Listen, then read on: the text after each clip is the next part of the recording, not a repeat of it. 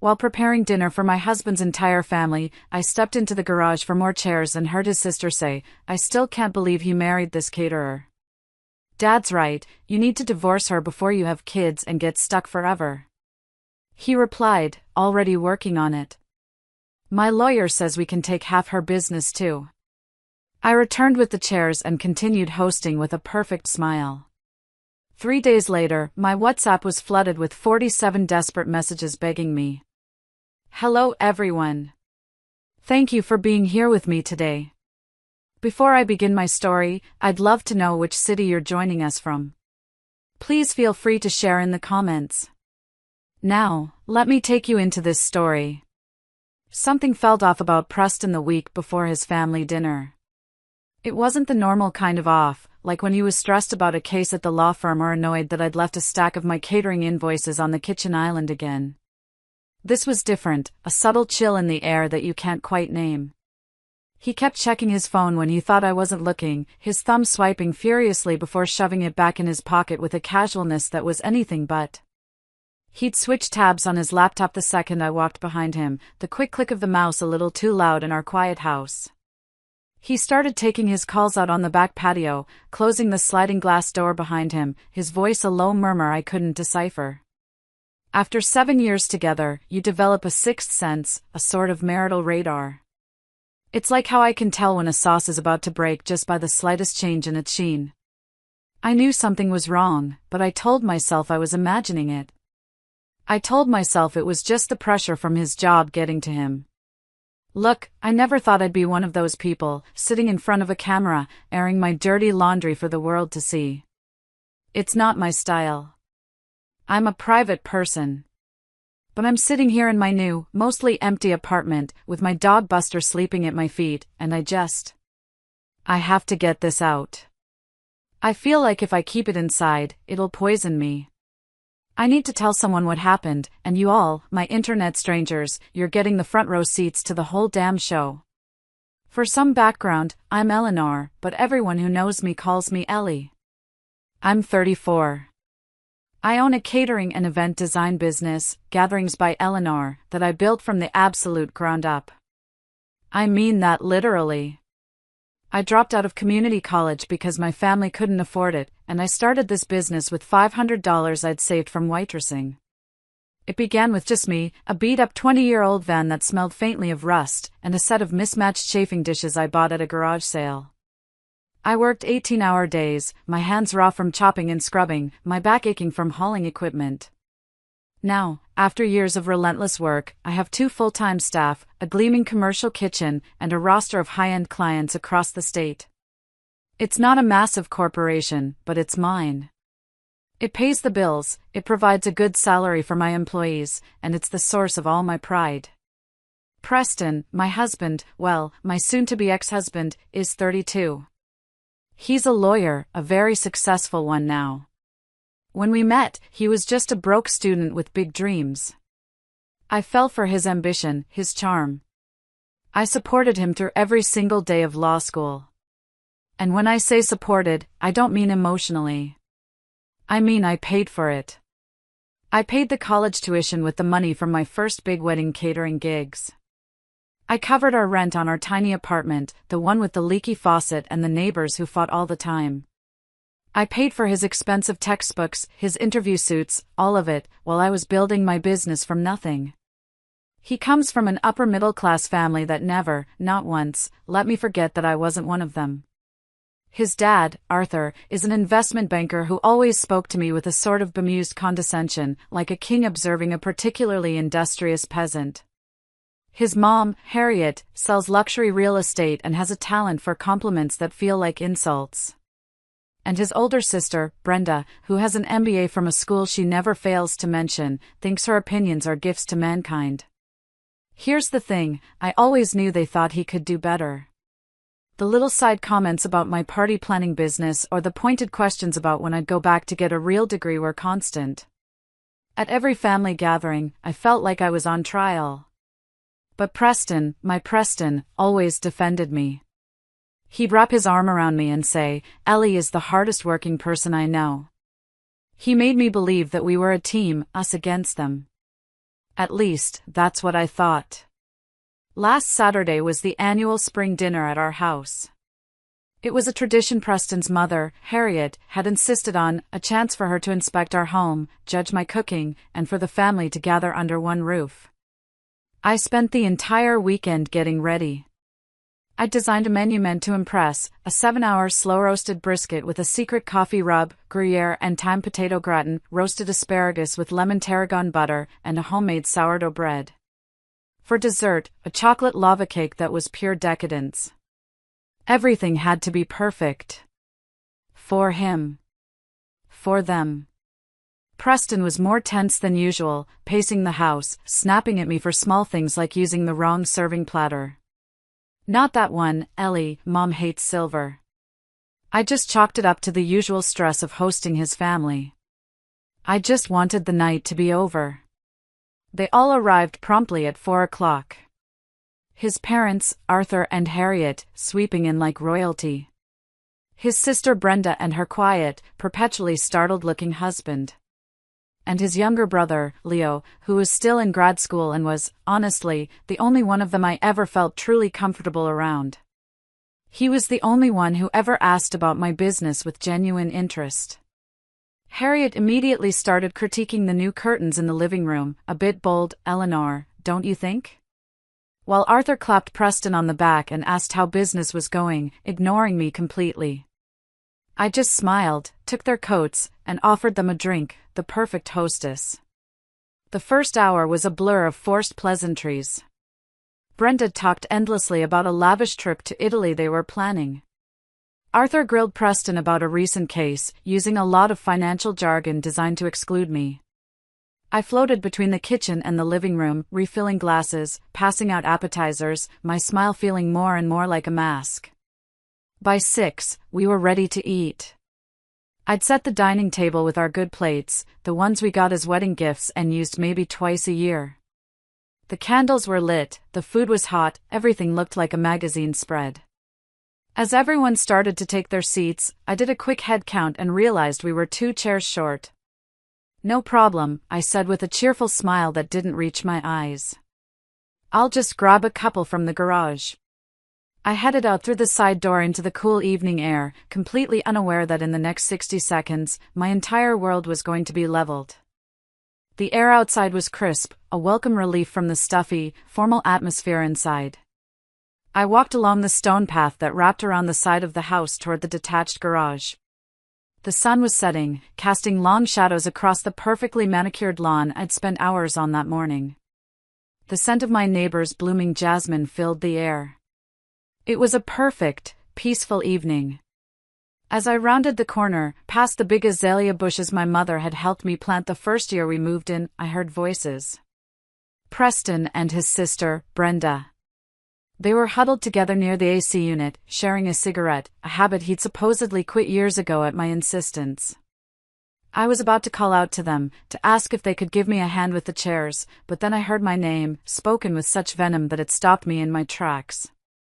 Brenda's voice, sharp and condescending, cut through the quiet twilight. I still can't believe you married this caterer, she said, taking a long, theatrical drag from her cigarette. Honestly, Preston. You have a real future, a real career.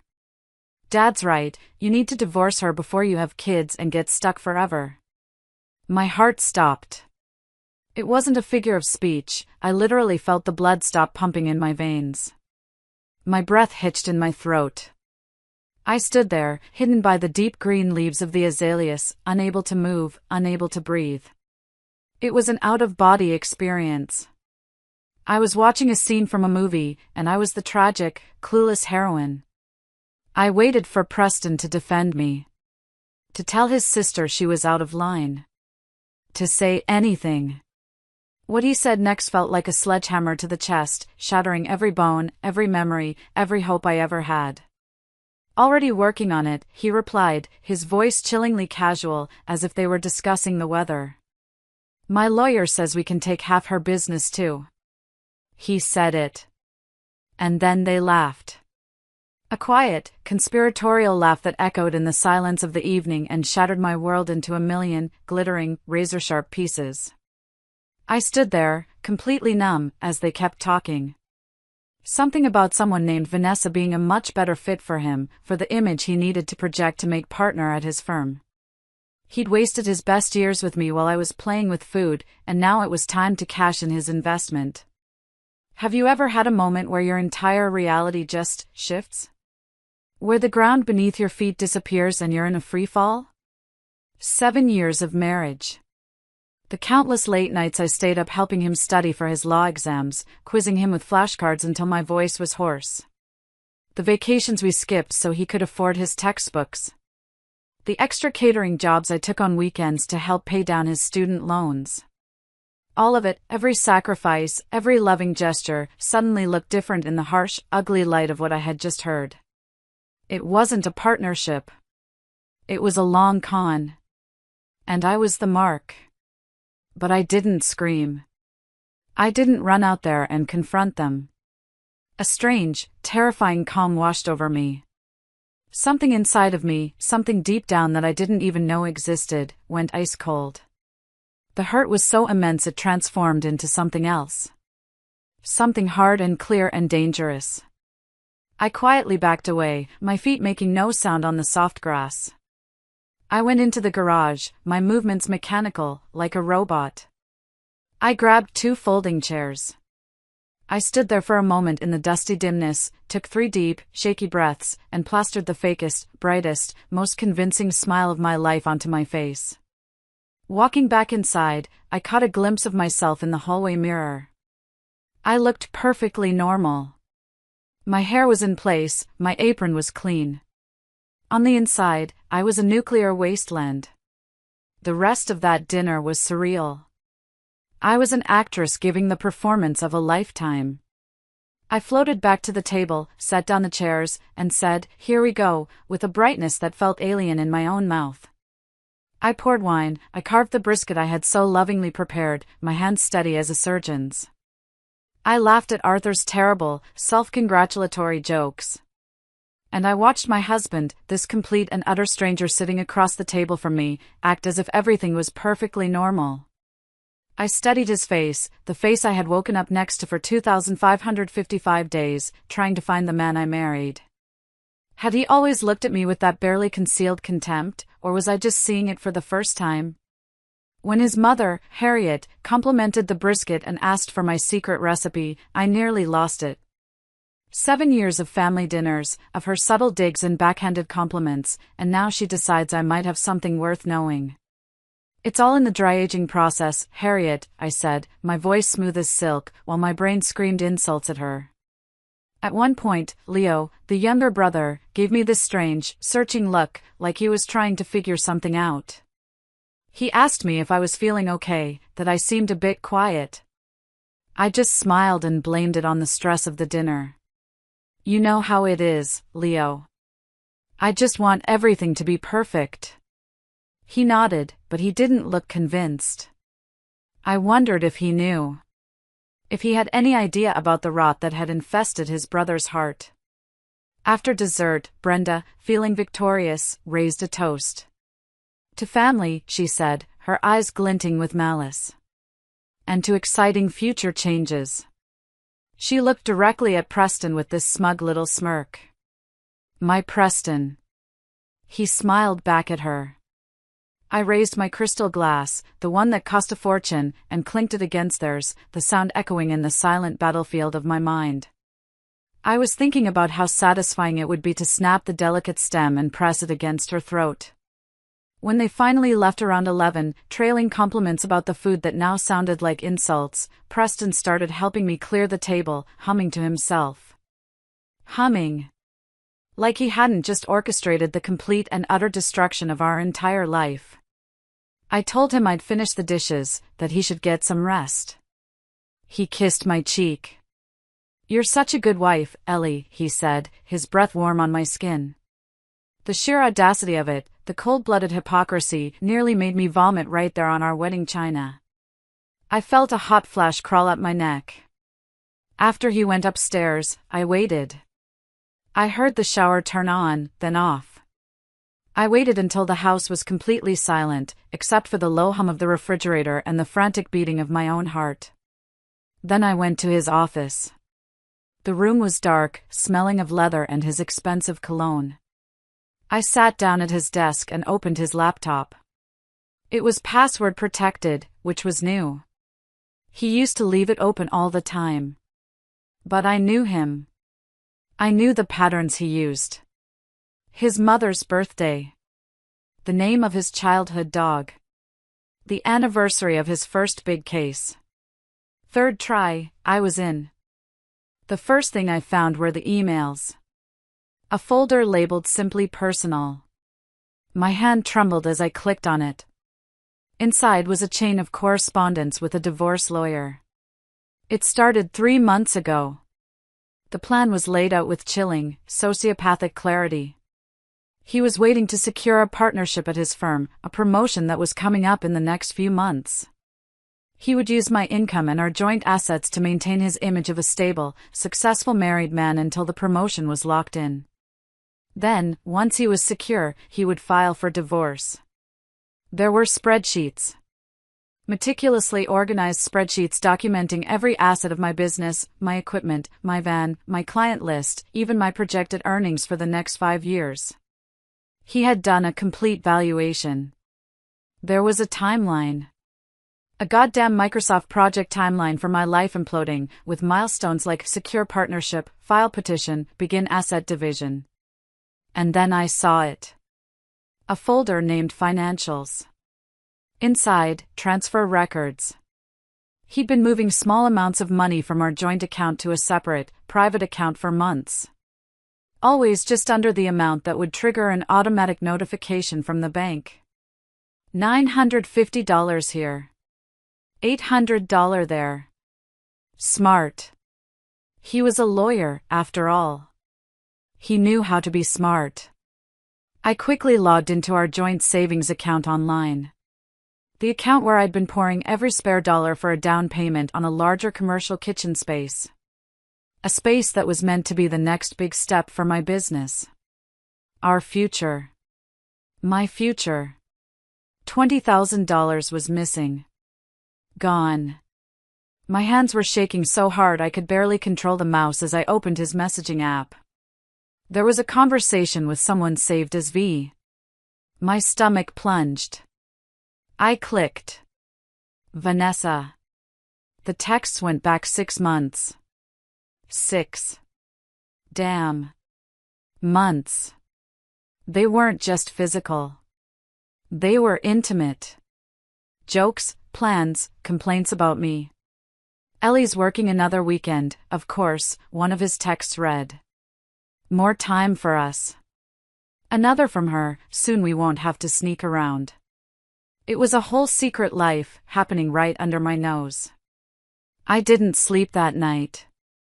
I sat there in the dark of his office until the sun came up, just staring at the screen, the words burning themselves into my memory. I felt hollowed out, a fragile shell of the woman I was just hours before. The next day, I operated on autopilot. I got a big order out for a client, my hands moving through the familiar motions of chopping and sautéing while my mind was a million miles away. On Monday, I called in sick to work, the first time in 3 years, and while Preston was at the office, I met with a divorce attorney of my own. A woman named Diane, sharp and no-nonsense, who a friend had recommended. Her office was on the 30th floor of a downtown skyscraper, all glass and steel. It felt cold and intimidating. I sat in a leather chair that was too big for me, clutching a folder of the screenshots I'd taken, my hands clammy. I told her everything. The whole sordid story. I showed her the screenshots of the emails, the spreadsheets, the texts.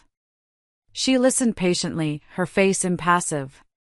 When I was done, she leaned back in her chair. Diane laid it out for me, straight. In this state, your business, even though you started it before the marriage, is likely considered a marital asset because its value grew substantially during the marriage.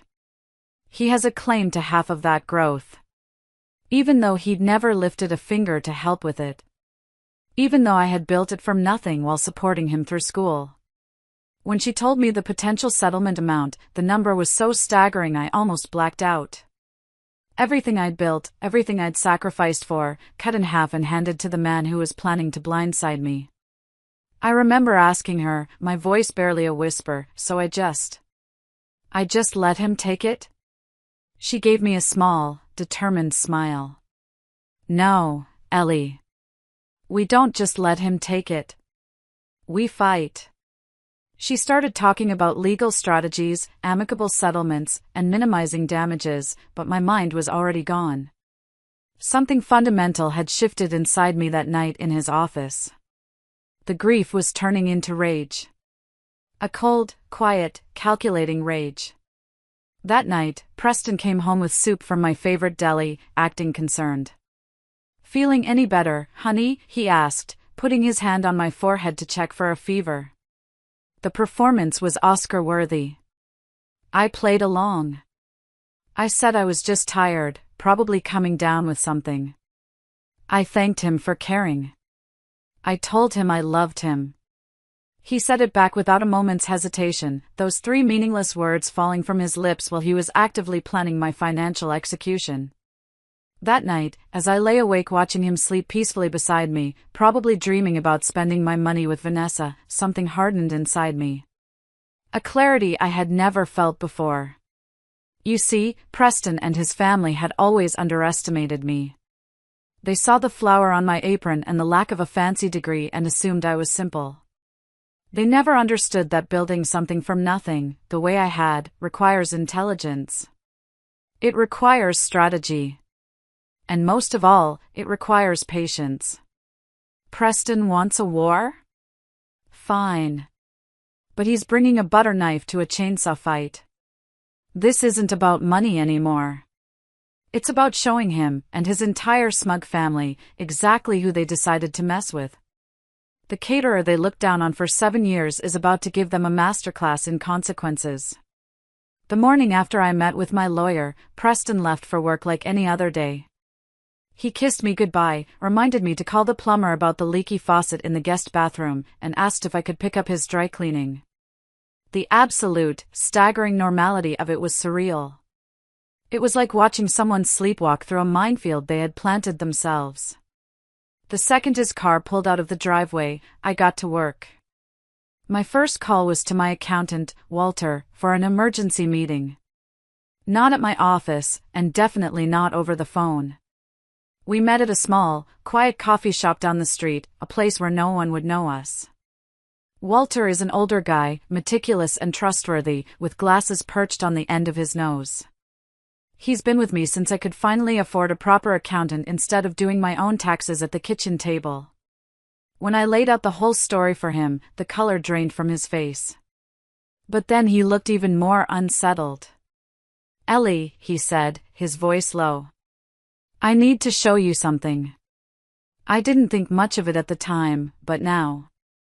He pulled out his tablet. It turns out Preston had already contacted him a few weeks ago. He'd claimed he wanted to help me prepare for a potential investor meeting and asked some innocent questions about business valuation methods and ownership documentation. Walter, not knowing what was really happening, had given him some surface-level info but had felt uncomfortable enough to make a note of it. But it was worse than that. Walter started pulling up transaction records from the past few years. These highlighted ones, he said, pointing to a dozen different entries. They don't quite add up. Preston, my brilliant lawyer husband, had been creating a paper trail. Not to steal money directly, he was too smart for that. He was creating a paper trail to make it look like I was mishandling my own business funds. Small discrepancies in dates, amounts moved between accounts at odd times, invoices with inconsistent numbering. Nothing illegal, but enough to make things look messy in divorce court. Enough to justify bringing in a forensic accountant, which would cost me a fortune in legal fees and drag out the proceedings for months, all while making me look incompetent and justifying his claim to take over. Walter and I spent the next 3 hours in that coffee shop, hunched over his tablet and my books. We documented everything properly. We created clear, undeniable trails showing that every single transaction was legitimate. We accelerated payments to suppliers, paid off equipment loans early, and compiled a mountain of documentation proving Preston's complete and total non-involvement in the business's operations. While we were working, I got a text. It was from Leo, Preston's younger brother. This was unusual. He asked if we could meet for coffee sometime soon, said he needed to talk about something important. My heart skipped a beat. I agreed to meet him the next day, a knot of dread and hope tightening in my stomach. My next stop was the bank. I'd been stewing on something Brenda had said at that dinner, a comment about their parents helping Preston when the time comes. I had a hunch, and in my line of work, hunches often save your ass from a disaster. At the bank, I spoke with our financial advisor, a woman I'd known for years. And I confirmed what I suspected. 2 weeks ago, Preston had applied for a home equity line of credit against our house. A hellick for $200,000. The house that was primarily in my name because I had made the down payment with my pre-marriage savings. The house that I had personally renovated, adding nearly $100,000 in value with my own sweat and design skills. I was still listed as a required co-signatory, but the paperwork was already moving through the system. 1 more week, and he would have had access to $250,000 in cash that I would be partially responsible for repaying after the divorce. After the advisor helped me cancel the application, her face a mixture of shock and sympathy, I did something else. I had him move half of our joint savings into my personal account. Exactly the amount I had contributed. Was it petty? Maybe. But it was a hell of a lot less than what he was planning to take from me. When I got home that evening, I did something I'm not proud of, but desperate times call for desperate measures. I installed tiny recording devices in our living room and in our home office. Completely legal in our state, since it's my house too, but it definitely crossed an ethical line I never thought I'd approach. I needed more evidence. I needed to hear it from his own mouth, irrefutable and undeniable. The setup was tense, my hands fumbling with the tiny electronics, my ears straining for the sound of his car in the driveway. That night over dinner, Preston seemed distracted, checking his phone constantly. When his phone buzzed again, I caught a glimpse of the name on the screen, Vanessa. Who's Vanessa? I asked, keeping my voice as casual as I could while reaching for the salad bowl. The fork paused halfway to his mouth, just for a second. Oh, a new client at the firm. Very time-sensitive case. He then put his phone face down on the table. That slight hesitation, that micro-expression of panic, told me everything. Must be important if she's texting you during dinner, I said, still playing the role of the relaxed, unsuspecting wife. He gave me this tight smile. You know how it is. Some people don't respect boundaries. The irony was so thick I almost choked on my garlic bread. After dinner, he said he needed to finish some work and disappeared into the home office. I cleaned the kitchen, making just enough noise so he'd think I was busy. Then, I silently moved to the hallway near the office door, which he'd left slightly ajar. I could hear his voice. It was low and intimate. It wasn't his client voice, or his talking to family voice. It was his bedroom voice. Can't just call whenever you want. No, she doesn't suspect anything. Just be patient. The promotion is just a few months away, and then we can be together. Yes, I miss you too. Each word was another nail in the coffin of whatever feelings I still had for him. The rage I'd been tamping down for days threatened to boil over. I wanted to burst through that door, to confront him, to end this charade right now. But that would have ruined everything. So I walked away, back to the kitchen, turned on the faucet, and pretended to wash more dishes while my mind planned my next moves. In construction, they say timing is everything. Pour the concrete too soon after it rains, and it won't set right. Rush the framing, and the whole structure is compromised. Revenge, I was learning, needed time to cure properly. The next morning, Thursday, was my coffee meeting with Leo. I arrived early, sitting at a small table in the back of a bustling cafe, the smell of coffee and pastries thick in the air. I watched him walk in, looking nervous, fidgeting with his coat. He's always been the odd one out in that family, more genuine, less concerned with appearances and money. He made some awkward small talk about his classes, then finally took a deep breath. "Ellie, I have to tell you something," he started, his eyes full of guilt.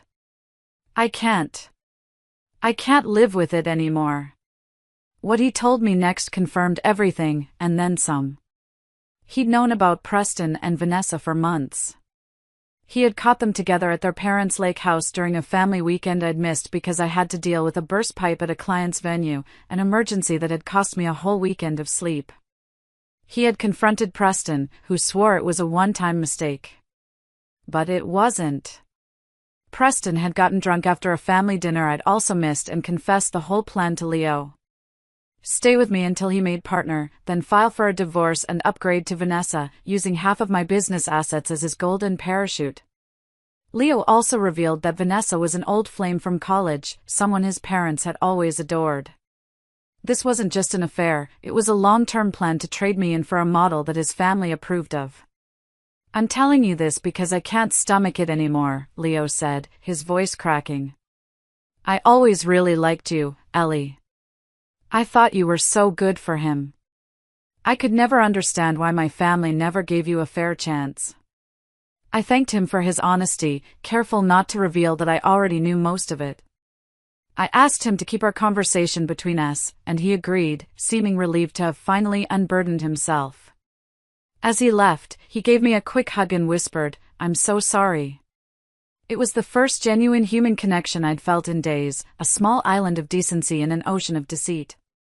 That night, I set the next phase of my plan in motion. I created a fake business emergency. I waited until Preston was home, then I called him, letting my voice crack with manufactured panic. I told him a major corporate client, our biggest one, was threatening to pull out over a contract dispute. I painted a picture of potential financial disaster, of losing the contract that was supposed to fund our entire next year. I told him I was scared of losing everything we'd built. I played on his guilt, his greed. I told him I needed his support, his legal mind, and his family's advice. He hesitated. He said he had plans. "Plans with who, Preston?" I asked, letting a little suspicion creep into my voice. He backtracked immediately. I pushed harder, letting a few fake sobs escape. He finally relented. He agreed to host an emergency family dinner at our house the next night. He said he'd call his parents and Brenda. Perfect. The trap was set. The next morning, Friday, I put the final touches on my preparations. I went to the office and acted out the part of the stressed business owner, telling my staff we might have a crisis on our hands but that I was confident we could handle it. Then I went home. I set up the dining room, but this time, I hid a folder by my seat. I loaded all the evidence onto a tablet, the screenshots, the financial records, the audio recording from the home office. Everything. I had a frank conversation with my business partner and best friend, who was shocked but fully, grimly supportive. "It's about time you showed them who you really are, Elle," he said. He knew what Preston's schooling had cost me, in more ways than one. When I got home, Preston was already there, setting the table with our good plates again. The symmetry wasn't lost on me. Another family dinner. Same stage. Entirely different play about to unfold.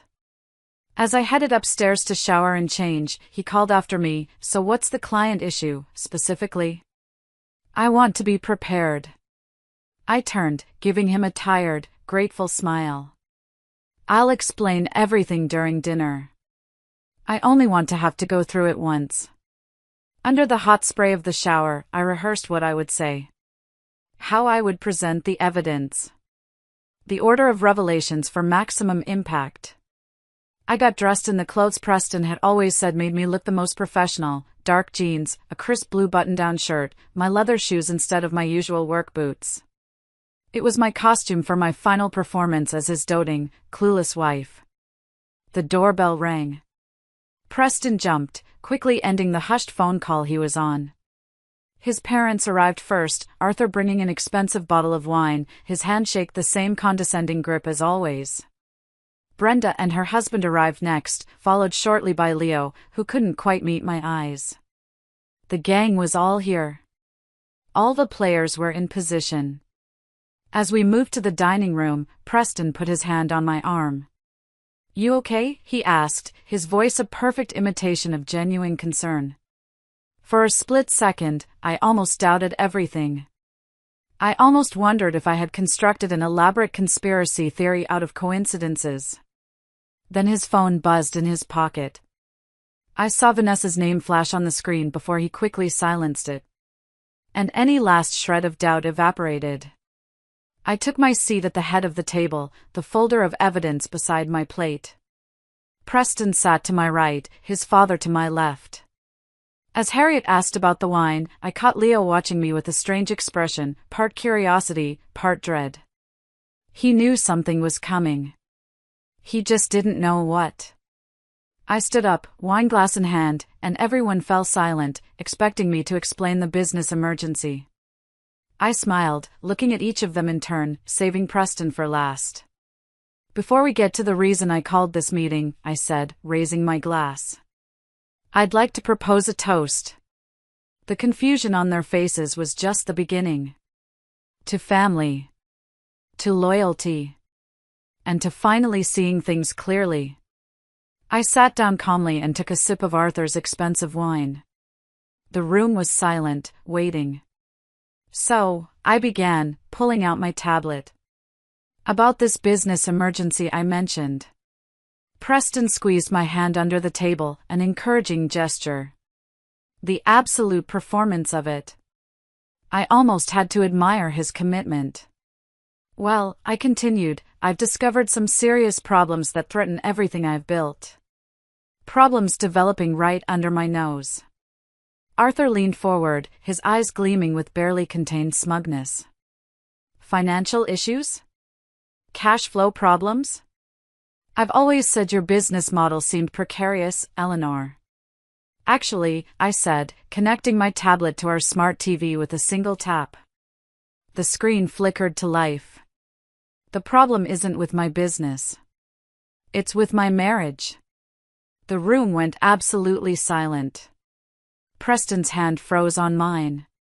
"Ellie," he whispered, his voice suddenly tight. "What are you doing?" "Here's the thing. When you're demolishing a structure, you don't start with the roof. You undermine the foundation first." So I played the audio file. The recording of Preston and Brenda from the previous dinner filled the dining room. Brenda's sharp voice, "Divorce her before you have kids and get stuck forever." And then Preston's, casual and cold, "Already working on it. My lawyer says we can take half her business too." I watched each face around the table. Brenda went pale, her mouth opening and closing like a fish. Harriet covered her mouth with a perfectly manicured hand, a horrified gasp escaping. Arthur's jaw clenched so hard I thought he might crack a tooth. And Leo just closed his eyes, like he was watching a car crash he'd known was coming. Preston just sat there, paralyzed, as his carefully constructed plan imploded in real time. Next, I swiped to the next screen. Screenshots of his texts with Vanessa. Carefully edited to be damning but not pornographic. 6 months, Preston," I said, my voice quiet but carrying across the silent room. "You've been seeing her for 6 months, while I've been working 60-hour weeks to build our future." I turned to his parents. Did you know he was cheating? Or just that he was planning the divorce? Arthur tried to interrupt, sputtering something about privacy, but I wasn't done. I swiped again. The spreadsheet. "This," I announced, "is what I invested in our future." On the screen, in bold letters, was the final tally of every penny I'd spent putting Preston through law school. Tuition, books, rent, the bar exam prep course, even the interest I could have earned on that money if I'd invested it in my own business. The grand total, $143,682. Next screen. Documentation of his secret bank account. The cancelled home equity application. And this, I said, my voice hardening, is how he planned to thank me. The silence was deafening. Then, three things happened almost at once. Arthur stood up, knocking his chair backward. This is ridiculous. Preston, we're leaving. Preston grabbed my arm, his face a mask of desperation. Ellie, please, I can explain. And Brenda, the coward, tried to start deleting messages on her phone under the table. I pointed at her. Those messages you're deleting? I already have them all. The times you helped him plan this. She froze, then looked at her husband, who was staring at her with dawning horror. Preston switched tactics. Tears formed in his eyes. It wasn't like that. I was confused, I was unhappy. We've been growing apart for years. Growing apart? I echoed, my voice dripping with sarcasm. While I was paying for your education? While I was building a future for us? Something inside me finally snapped. 7 years, I said, lowering my voice to a dangerous whisper. 7 years I believed in us. And this entire time, I was just a stepping stone for your next promotion. That's when Arthur stepped in. Whatever problems you two have are between you.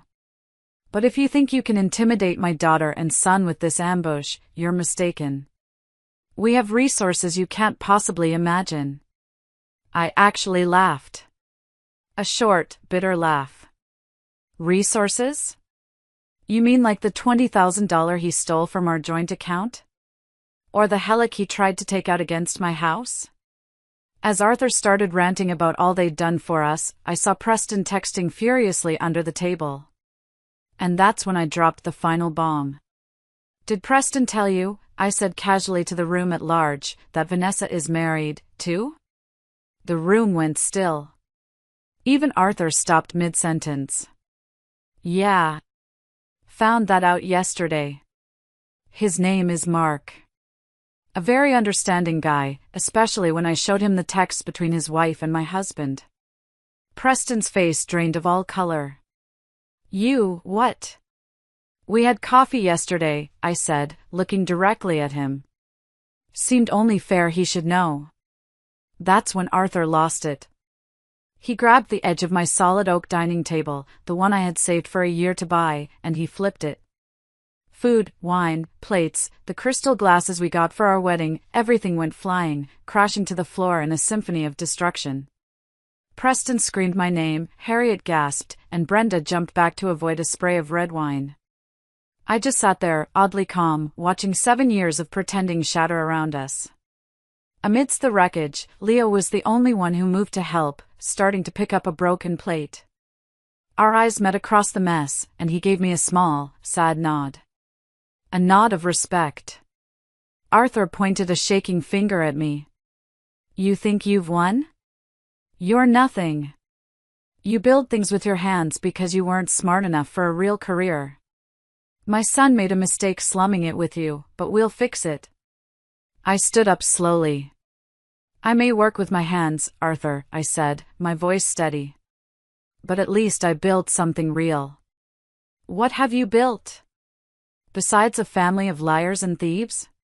He lunged at me. He actually tried to throw a punch. Leo and Brenda's husband barely caught him, holding him back while he spewed threats about lawyers and financial ruin. Preston just kept saying, Ellie, please, let's just talk privately. This isn't how I wanted this. How you wanted what? To divorce me? To take half of everything I built while you were sleeping with someone else? I shook my head. There's nothing left to talk about. I walked over and opened the front door. I think you should all leave. Now. It took a few minutes of chaos, but they finally left. Thomas dragged his sputtering father out. Harriet followed, refusing to look at me. Brenda shot me a look of pure hatred before scurrying away. Leo was the last to leave. He paused at the door. I'm sorry, Ellie, he said quietly. I always thought you deserved better. Then he was gone. And then it was just Preston and me, standing in our destroyed dining room. "Where are you going to go?" he asked, his voice small, pathetic. "I already have a hotel room," I said, turning to grab the pre-packed overnight bag I'd hidden in the hall closet. "I'll be back for my things tomorrow, when you're at work." You planned all of this," he whispered, finally understanding. "I learned from the best," I replied. As I walked out the door, he called after me, his voice rising in desperation. "You'll regret this." My father wasn't bluffing about the lawyers. I didn't respond. I just kept walking. Some foundations are too damaged to rebuild. You just have to tear them down and start over. Ellie takes a deep breath, a clear emotional shift in her narration. The anger is gone, replaced by a quiet strength. If you're still listening, please help me by liking this video and commenting the number 1 below. This lets me know you've given me a like, and it tells me that you're with me on this journey. Your support is a huge encouragement for me. Please, comment the number 1, and let me continue my story. That night at the hotel, I slept better than I had in months. It was a deep, dreamless, exhausted sleep. The next day, I went back to the house while Preston was at work. The ruined dining room was still a mess. He hadn't even tried to clean it up. I walked past it, went upstairs, and began to pack. It was a strange, surgical process. I took my clothes, my books, photos of my family, and all of my dog Buster's stuff. I left behind the expensive jewelry he'd bought me, the designer bags, all the trappings of the life he wanted me to live. I left a framed photo of us from our honeymoon face down on the bed. I took my key off my keychain and left it on the clean, untouched kitchen counter. I'd already found a small apartment to rent near my workshop. It wasn't much, just a 1-bedroom with beige walls, but it was a sanctuary. For 2 days, I went dark. I turned off my phone, ignored my emails, and just existed. I unpacked boxes. I arranged my small kitchen, finding comfort in the familiar order of my spices and knives. I took Buster for long, meandering walks in a new park. He seemed to love it, sniffing every new smell, oblivious to the turmoil that had upended our lives. Animals know when something's wrong in a house. He seemed happier, more relaxed now that we were out of there. I tried to work, but I couldn't focus. I'd sit at my desk, staring at a spreadsheet for a client's wedding, and my mind would just go blank. So I didn't push it. I gave myself permission to just be still. On the 3rd morning, I finally felt ready. I made a strong cup of coffee, sat on the floor of my new living room with Buster's head in my lap, and turned my phone back on. It immediately started buzzing, vibrating non-stop in my hand as 3 days' worth of notifications flooded in. 47 WhatsApp messages. All from Preston. I scrolled through them, a detached observer of my own life's drama. They were a journey into the mind of a collapsing narcissist. The first ones were all caps rage. "How dare you embarrass me and my family like that, and you've ruined everything." Then they shifted to pleading, "Ellie, please call me, we need to talk, and I know I made a mistake, but we can work through this. We can go to counseling." By message 30, he was bargaining, "I'll go to therapy. I'll cut off my family. I'll do anything. Just please talk to me." Message 45 was simple, arriving late at night, "I'm sorry." The final 2 came at 3:14 a.m. The first one read, "I told Vanessa everything. About the money, about the divorce plans, she says we should still be together. She understands." And then, a minute later, she just called to break things off. Said she's trying to save her marriage with Mark. He's threatening to tell her firm about her conduct. "I have nobody now, Ellie." I read through them all without responding, feeling nothing. Not satisfaction. Not vindication. Just a deep, profound emptiness. Like when you finish a grueling, multi-day catering event and you realize the client will never truly appreciate the work that went into it. As I scrolled, another message popped up. A new one. Ellie, I know you've read these. Please just tell me what you want. Money? The house? I'll sign whatever you want. After everything, he still didn't get it. This was never about the money. It was about the years. The trust. The future he stole from me. I finally responded. 10 simple words. I've already sent the divorce papers to your office. His reply came instantly. Can we please meet? Just to talk. Before I could respond, my phone rang. It was Diane, my lawyer. Mark, Vanessa's husband, had reached out to her. He'd done some of his own digging after our coffee meeting and discovered Preston and Vanessa had been using company funds for their little getaways. He wanted to compare notes for our respective divorce proceedings. As Diane talked, I looked around my sparse apartment. A mattress on the floor, boxes still unpacked, Buster watching me with his patient, loving eyes. This wasn't how I had imagined my life at 34. Starting over again. But sometimes, you have to tear everything down to fix a compromised foundation. After hanging up with Diane, I sent Preston one final message. There's nothing left to talk about. The marriage is over. Please direct all future communication through our lawyers. Then, for the first time in 7 years, I blocked his number. A strange sense of peace washed over me. It felt like taking off a heavy coat I didn't even realize I'd been wearing. That afternoon, I took Buster for a long hike up in the hills overlooking the city. My phone buzzed. It was a text from Leo. Heard you moved out. Preston's staying with our parents. Dad's on the warpath, but Mom's finally asking questions about what really happened. I think his perfect son facade is cracking. I smiled and texted back, thanks for letting me know. Hope you're okay in all this. His response came a moment later. I am. Better than okay, actually. I finally told them I'm dropping out of the business program they chose for me to pursue what I actually want to do. Guess your courage was contagious. As the sun began to set, I watched Buster chase a squirrel, his tail wagging, without a care in the world. 7 years gone. Countless hours of work. A future planned and then destroyed. But in its place, there was freedom. There was truth. There was a chance to rebuild something authentic. Something that was just for me. My phone buzzed one last time. It was a message from a number I didn't recognize, forwarded by Diane. It was from Mark. He'd sent a link to a support group for people dealing with divorces involving financial deception. The message read, "Thought you might find this helpful. You're not alone." I pocketed my phone and called out to Buster. It was time to head back. Time to make dinner. Time to unpack another box. Small steps. One day at a time. Just like any good building project. The foundation comes first. And this time, I'm making damn sure it's solid.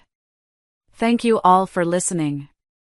It really means a lot to not be alone in this. I'll talk to you all again soon.